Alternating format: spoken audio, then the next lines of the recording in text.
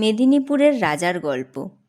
এটা মেদিনীপুরের এক রাজা ও তার রাজ্য নিয়ে একটি পুরনো বাংলা লোককথা।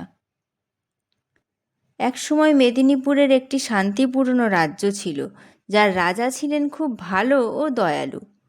তার নাম ছিল রাজা শিবদাস। রাজ্য ছিল খুব শান্তিপূর্ণ এবং রাজা জনগণের খোঁজ খবর রাখতেন। তবে রাজ্যের মধ্যে কিছু অসন্তুষ্টিও ছিল। কিছু দুর্গম এলাকায় কিছু লোক শান্তি চায়নি, আর তারা রাজাকে চ্যালেঞ্জ করতে চেয়েছিল।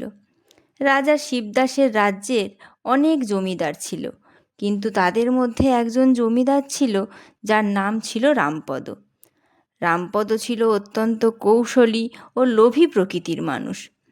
একদিন সে রাজাকে বলল, মহারাজ, আপনি কি জানেন, যদি আপনি আমাকে সেখানে পাঠান, আমি এই সমস্যার সমাধান করতে পারব। রাজা শিবদাস তাকে বিশ্বাস করলেন এবং রামপদকে একটি বাহিনী নিয়ে সেই এলাকায় পাঠিয়ে দিলেন।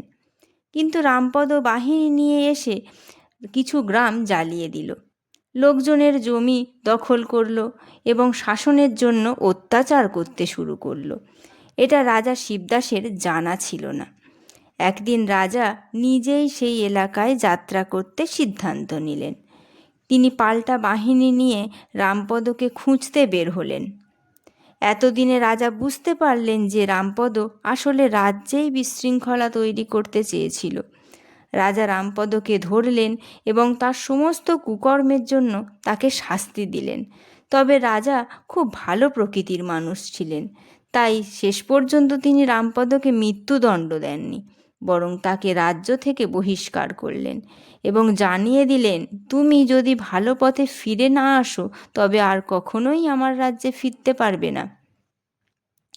রামপদ নির্বাসিত হলো এবং রাজ্য আবার শান্তি ফিরে পেল। রাজা শিবদাস তার জনগণের জন্য অনেক ভালো কাজ করেছিলেন। রাজ্যের উন্নতি ঘটল আর তার জনগণ তাকে ভালোবাসা শ্রদ্ধা করতে লাগলো। আর এইভাবেই মেদিনীপুরের রাজা শিবদাস রাজ্যকে শাসন করলেন এবং তার সুবিচার ও দয়ালুতার জন্য তিনি চিরকাল স্মরণীয় হয়ে থাকলেন।